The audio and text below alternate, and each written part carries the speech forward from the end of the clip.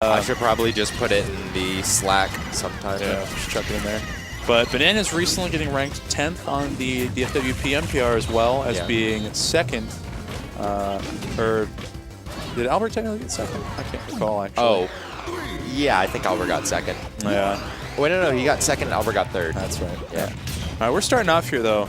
Now, the difficult thing about doing the double one character that's not Fox in Melee is Falcon's got, you know, the ability to do support and aggressor roles.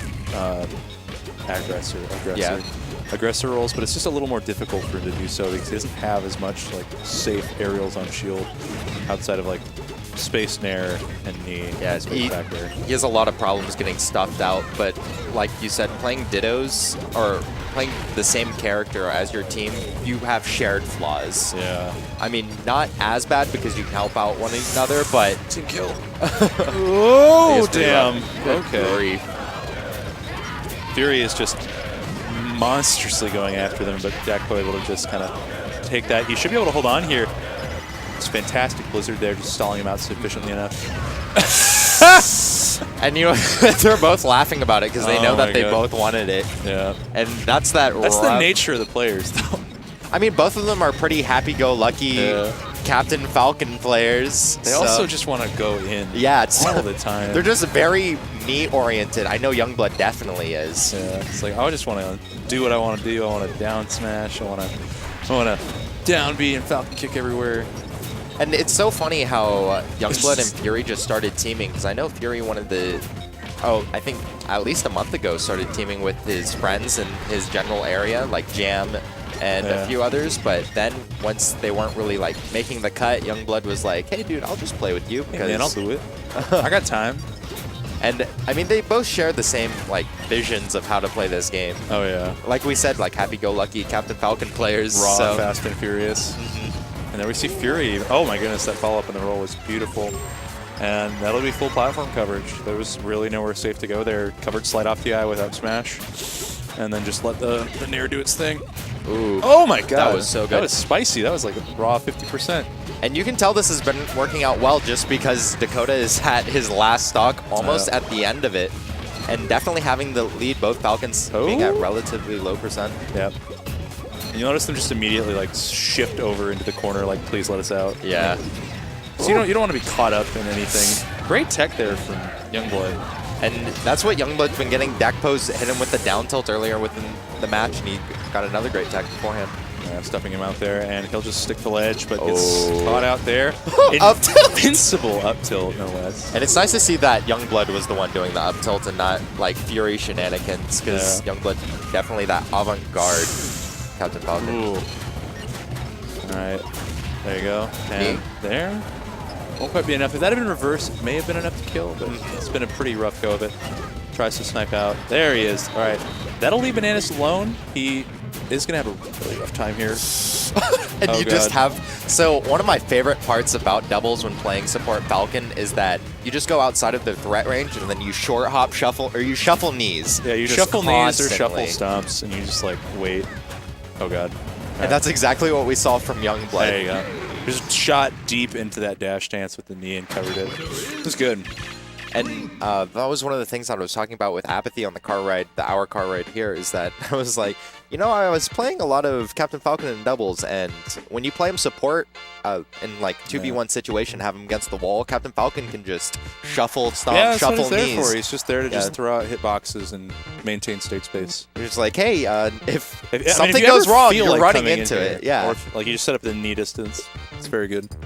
And that's one of my favorite positions to put Captain Falcon in, because it's less risk,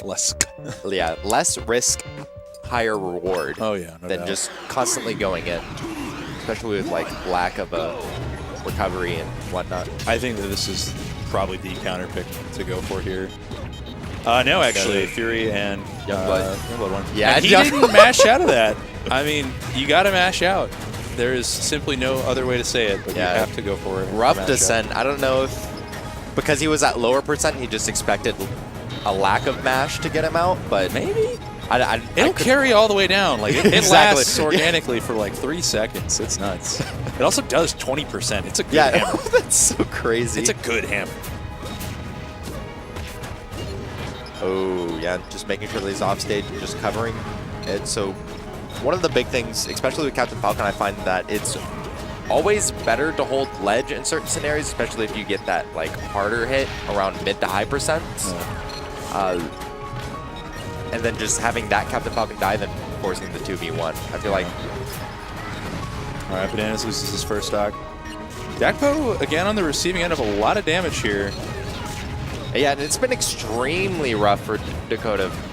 Like we saw last game, just losing 3 stocks in like the first 2 minutes. Yeah. I think the big thing is honestly, yeah. It's just so... Ah, geez, that could be very costly. They're just kneeing each other. Yeah, they're just team killing. And I think it's just more playing off the position against Captain Falcon because it's scary. If you make one mess up, you're just going to run into a knee. Yeah, so... Yeah, Green Team is a little less cognizant of each other's space. Like, Dakpo and Bananas played in melee. That saved him. That actually saved him. That's one of the reasons why just respecting the other Captain Falcon is huge. But because playing Captain Falcon usually leads to large tunnel vision problems. Yeah. I think a lot of Doug mains do have that problem, especially in doubles. Because they just want to get it. Yeah, Doug isn't super well suited for dubs, in all honesty, but he can make it work. He only has his eyes on the road, and that's it. I'm but a simple race car driver. Yeah, I am just... Alright. Everybody's just getting bounced around here. Yeah, it's getting rough. And like we saw there, just covering both jumps, because that's one of the big problems, especially with playing just both Captain Falcon. Once you're in the edge, you can only roll away, dash back, or jump out of the corner. Or just get through it with, like, I don't know, Nair, but... a lot of the time just covering those options. All right, Fury's doing a great job holding shield. That should be Dakpo's stock, and they're going to just wait out here onto Bananas. Oh, that was very scary.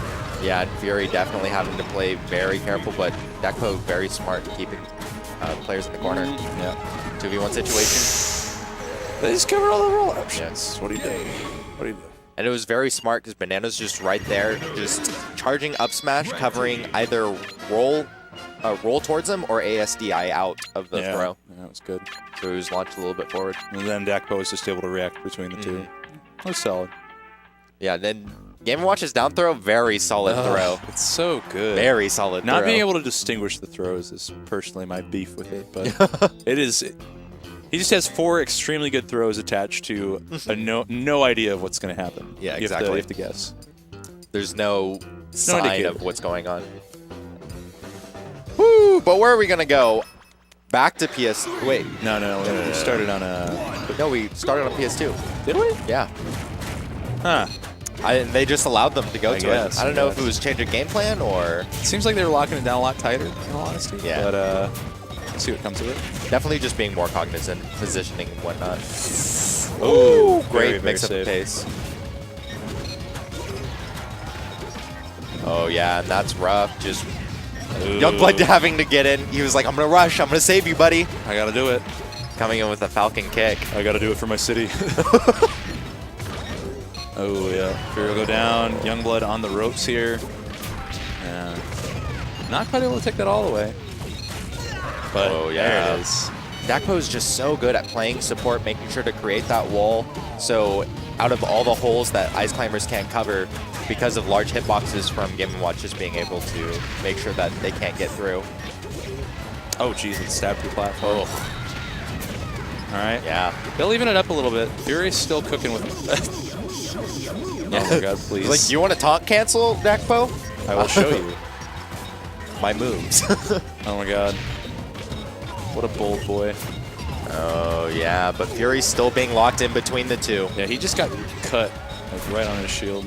And one of the big things that I really wanted to highlight from Dakpo is that he was keeping it ambiguous on if he was just going to run towards Fury. Or yeah, he was super ambiguous with his aerial drift on that first nair because he did an analog jump. I was able to start the aerial as a rising nair and then finish off by just fading right into Fury. It's very long-standing hitbox. Analog jumping is great for just like getting your initial aerial drift out. Oh, wow. I didn't even think he was going to be that way. Oh, he's got him locked in, and yeah, a little bit of television there, like we talked about from from Youngblood. Yeah, from both of these players, actually, because a lot of times they're forcing the 1v1, and No, just because Bananas and Dakpo are implementing 2v1 situations a lot more, I feel like that's one of the reasons why they're getting more ahead. Oh, yeah. Yeah. You can't grab in those situations, especially when you're so close to both of them. Yeah. One thing we're also not seeing is, like, Green Team will just grab raw and then just throw. They'll just throw instead of, waiting out for anything. But that's one of the big things that we see, especially with Captain Falcon burst floaties. That's like one of his big conversions. You want to like just down keep for the grabbing. knees. Yeah. Oh, lack there of an edge guard. But as I say that, just covering holes. All right, it's going to be a rough comeback if there ever was one. Green Team's going to have to work for it, but with Youngblood already off the stage and dead, it's up to a post-100 Falcon, and there's no chance. Yeah, just very, very solid covering each other's gaps. Youngblood or actually Dakpo and Dark Bananas. 6 stacks.